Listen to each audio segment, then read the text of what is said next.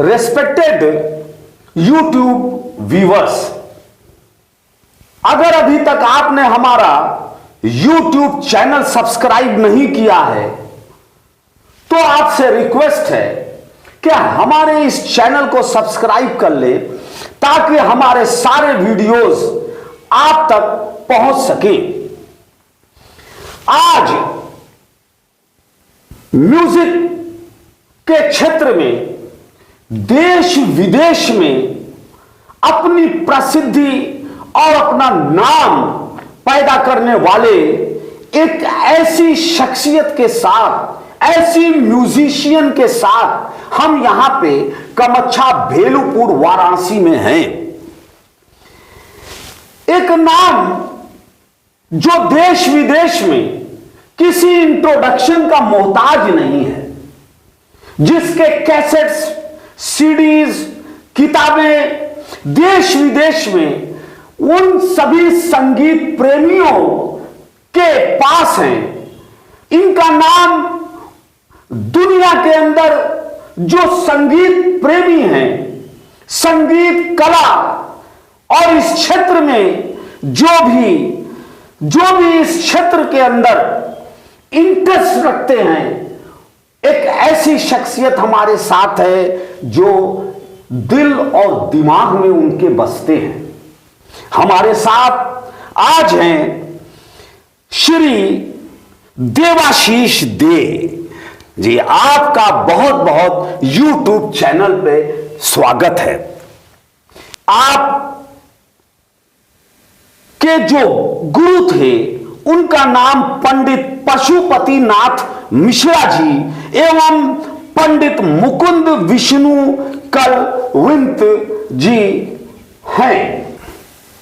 देवाशीष दे के गुरु जी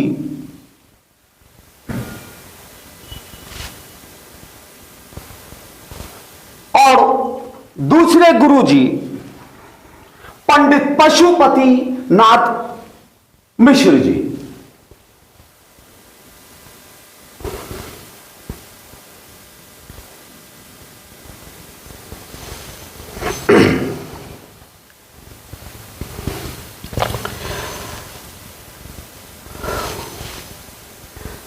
great musician, प्रसिद्ध संगीतकार जिसका नेम और फेम है।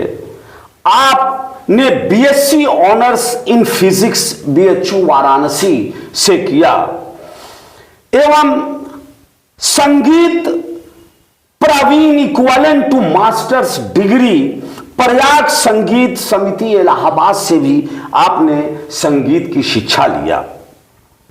आप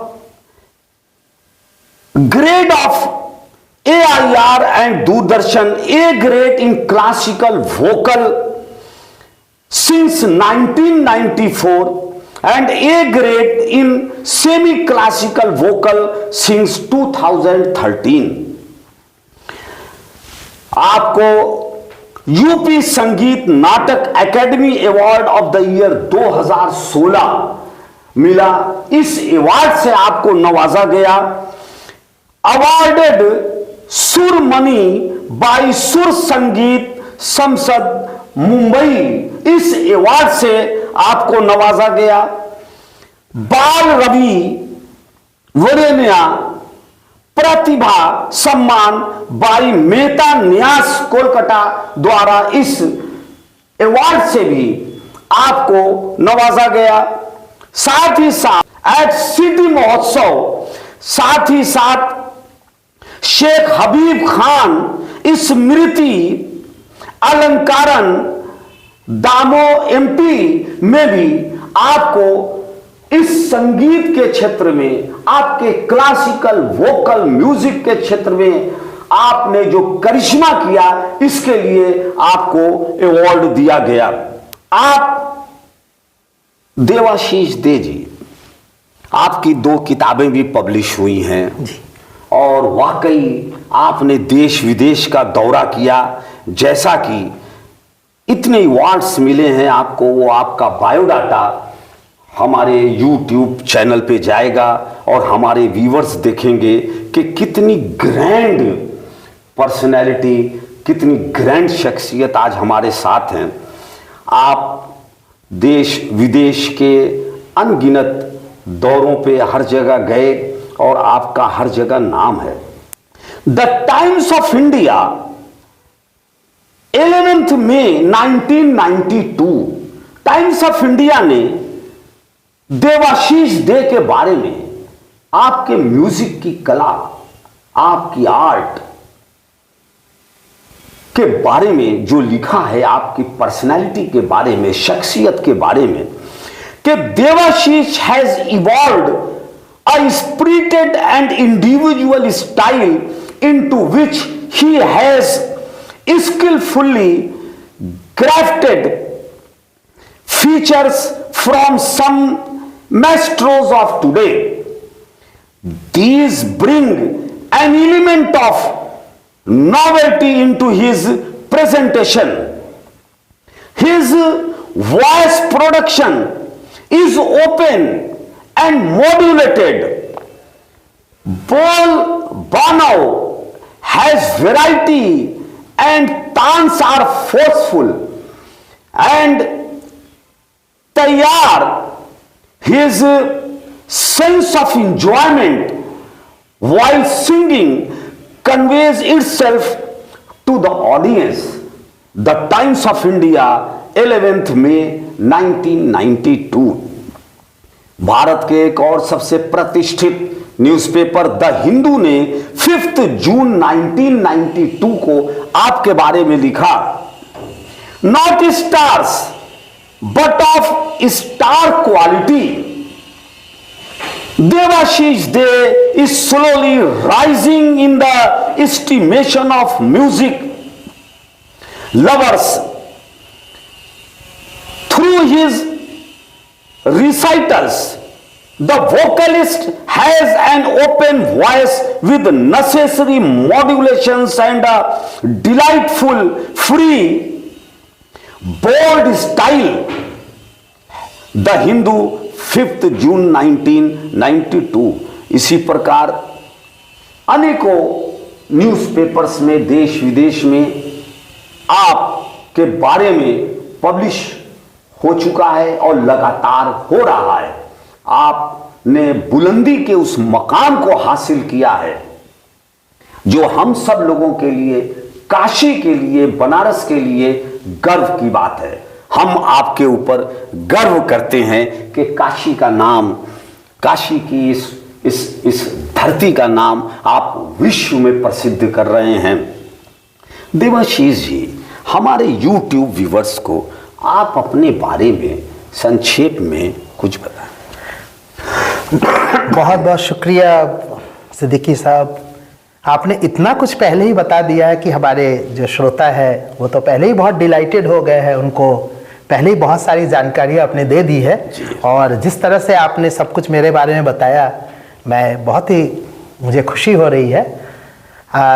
जैसा कि आपने बताया ही है, मैं थोड़ा रिपीट कर रहा हूँ, समझ लीजिए कि मैं देवाशीष दे, आपने जितनी बड़ी बड़ी बातें की, पता नहीं मैं उसके काबिल हूँ कि नहीं, लेकिन ऊपर वाले के मैं शुक्रगुजार हूँ कि उन्होंने मुझे इन चीज़ों से नवाजा है कि आज मैं थोड़ी सी एक छोटी सी पहचान कह लीजिए, एक मुकाम कह लीजिए, मैंने हासिल किया है। और संगीत एक ऐसी समुंदर है जिसमें कोई भी ये दावा नहीं कर सकता कि मैंने बहुत कुछ किया है। ये इतना बड़ा सागर है, ये कह सकते हैं कि मैंने एक छोटी सी लंबाई चौड़ाई किसी तरह से नाप ली अपनी ज़िंदगी में।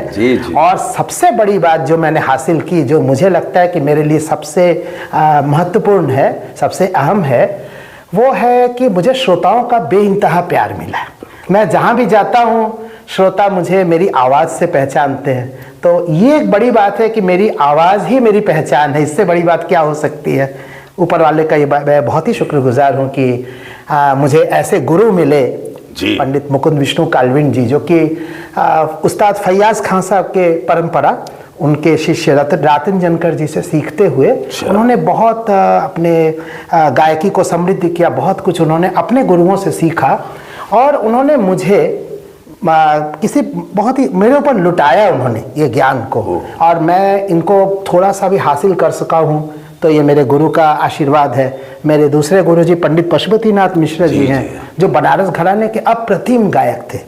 पंडित महादेव प्रसाद मिश्र जी को कौन नहीं जानता, उनके शिष्य, और पंडित बड़े रामदास जी के शिष्य महादेव जी। इस प्रकार एक बहुत लंबी 2 अलग अलग परंपराएं, जो ट्रेडिशन है, विरासत है, उससे मुझे सीखने का मौका मिला। तो ये मेरे लिए बहुत ही एक सौभाग्य की बात है कि मैं ऐसे गुरुओं से सीख सका, और जो कुछ भी मैं थोड़ा बहुत किया वो उनकी ही कृपा का प्रसाद है। और हमको ये एक अगर अपने जीवन में एक अच्छा गुरु मिल जाए तो समझ लीजिए कि आपकी नाव में एक अच्छा सा नाव खेलने वाला मिल जाए तो जीवन की नैया आगे लग जाती है। जी। तो मैं ऊपर वाले का बहुत शुक्रगुजार हूँ। मैं हमेशा यही कहता हूँ कि आपने मुझे अच्छे गुरु दिए, अच्छे लोगों से तालीम दी, और अच्छे लोगों से आपने मुझे सीखने का मौका दिया। ये मेरे लिए बहुत ही फख्र की बात है। फिर रह गई की बात, जब मैंने सीखा तो मेरे सामने एक बहुत बड़ा प्रश्न ये था कि मैं अपने आप को संगीत के क्षेत्र में स्थापित करूं, या जो कुछ मुझे मिला है उसको मैं अपने विद्यार्थियों तक दे करके ये जो परंपरा लंबी चली आ रही है इसको मैं बनाए रखूं, इसको आगे बढ़ाए। अगर मैंने आगे नहीं बढ़ाया, जो कुछ मुझे मिला और मैं उसको खा करके डकार के हट गया, तो मुझे लगता है कि ये बेईमानी हो। बिल्कुल। तो मुझे गुरुओं से यही मिला कि आप जो कुछ भी सीखे हो उसको आगे ले जाओ, इस परंपरा को आगे बढ़ाना। एक तरह से मैं उस कड़ी का एक हिस्सा बन गया हूँ। और मैंने जैसा कि शायद मुझे बताना चाहिए कि मैं किसी संगीतज्ञ परिवार से नहीं जुड़ा हूँ। मेरे पिता माता कोई संगीतज्ञ नहीं थे, मेरे दादा परदादा कोई स्थापित कलाकार नहीं थे, लेकिन इसके बावजूद मैंने अपने जीवन काल में उनका जो संगीत के प्रति प्रेम था, बहुत ही निश्चल प्रेम था। ये नहीं था कि उनको कोई चीज़ पाने की इच्छा थी, सिर्फ और सिर्फ आनंद, उससे खुशी उनको मिलती थी। सुनने जाते थे, मन भर के सुनते थे। समझ के सुनना वो एक चीज़ है, लेकिन उनको तो केवल ऐसे ही आनंद आता था। तो मैं उनके साथ चला जाया करता था, हमेशा वो हम मुझे ले जाते थे सारी संगीत सभाओं में। ये भी मैं कहना चाहूँगा कि आजकल लोग जो है अगर कुछ अच्छी चीज़ों के लिए जाते हैं तो कभी कभी भूल जाते हैं कि अपने बच्चों को भी ले जाना चाहिए। जब आप बच्चों को ले जाएंगे तो उन चीजों से वो परिचित होंगे, आगे जाके हो सकता है कि वो भी सीखने के किसी बच्चे में प्रतिभा हो, बिल्कुल, और वो म्यूजिक सुने, गायन सुने, वो प्रतिभा स्फुटित हो जाए, बहुत बड़ी बात है। इसलिए मुझे लगता है कि जो बड़े लोग हैं, जो उम्र के उस पड़ाव पर है कि वो अपने बच्चों को भी ले जाके जा सके, तो जरूर लेके जाए, संगीत समारोह में लेके जाए, जिससे कि उनके अंदर हमारी जो ये भारत की जो इतनी बड़ी विरासत है, हमारे हिंदुस्तान की इतनी बड़ी परंपरा है, उसको अगर आप परिचित नहीं करा पा रहे हैं तो कहीं ना कहीं से ये हमारी कमी है। तो वो लेके जाते थे।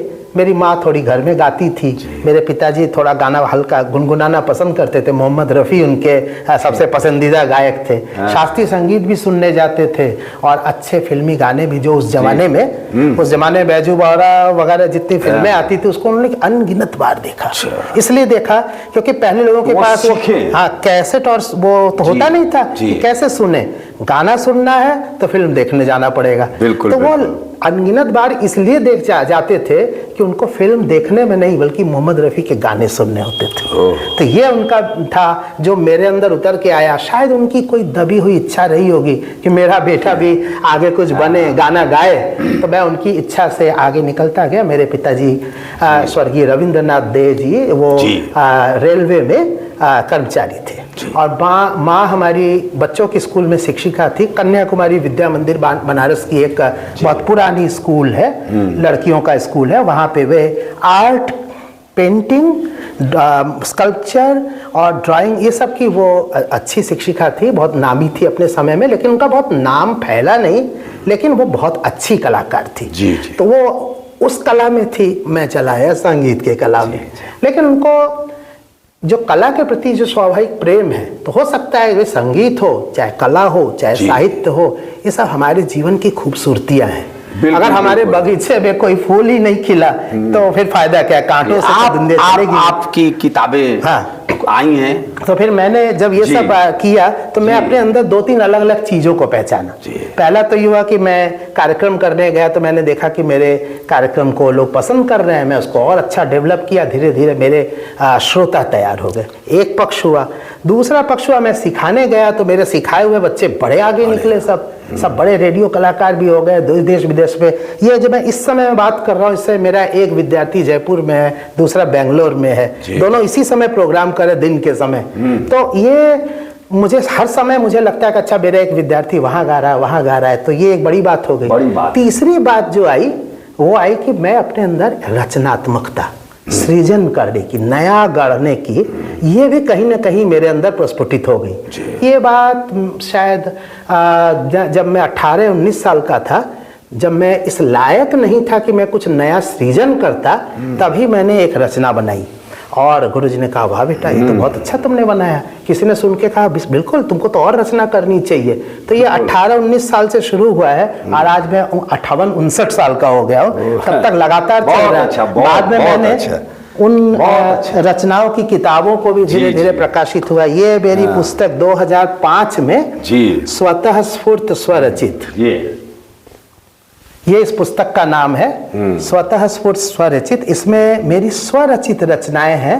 उस समय महज 51 रचनाओं से शुरू हुई थी ये। तो ये फिर बाद में मेरी और रचनाएं बनती गई।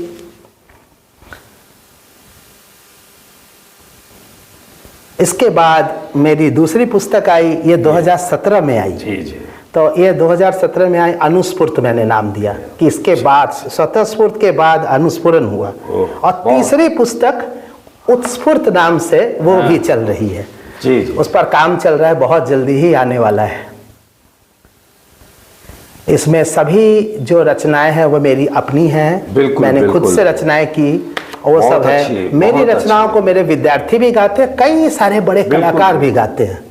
तो स्वतः स्फूर्त स्वरचित विभिन्न रागों पर आधारित शास्त्रीय एवं उपशास्त्रीय सांगीतिक रचनाएं, द्वितीय संशोधित एवं परिवर्धित संस्करण देवाशीष दे। देवाशीष दे ने राग झिंझोटी, मालकौस और खमास में एक से बढ़कर एक खूबसूरत बंदिशें पेश की। उनके गायन की संरचना सुगठित थी और उसमें बंदिश के सौष्ठव को खिलाने का भरपूर अवकाश था। एकाध सुपरिचित बंदिश के अलावा सभी मुझे नई लगी, पारंपरिक लेकिन इधर की गायन सूची से बाहर की। उनका संगीतोचित कवितत्व भी मनोरम था। एक बार फिर एक युवा लेकिन जतन समझ भरी आवाज में हिंदुस्तानी शास्त्रीय संगीत की अपार इंद्रियता, ठहराव और तरंगाकुलता, सुरों और तानों की जगमगाती लड़ियां हम सबके सामने थी। हमारा शास्त्रीय संगीत महाकाल की आर्ता है। इस समयविद अस्तित्व को समयातीत में जाते विचरते चकित और मुग्ध, विभोर और कृतज्ञ देखते बल्कि सुनते रहे। श्री अशोक वाजपेयी, कभी कभार जनसत्ता, नई दिल्ली। वाकई हम सब लोगों को आपके ऊपर गर्व है और वाकई इस भारत भूमि में आपने जो संगीत के लिए जो आपके हृदय में जो एक उत्कंठा, एक ऊर्जा, एक शक्ति जो है ये आगे बढ़ती रहे। पूरा देश विदेश के सारे संगीत प्रेमी यही आपके लिए दुआएं करते रहेंगे।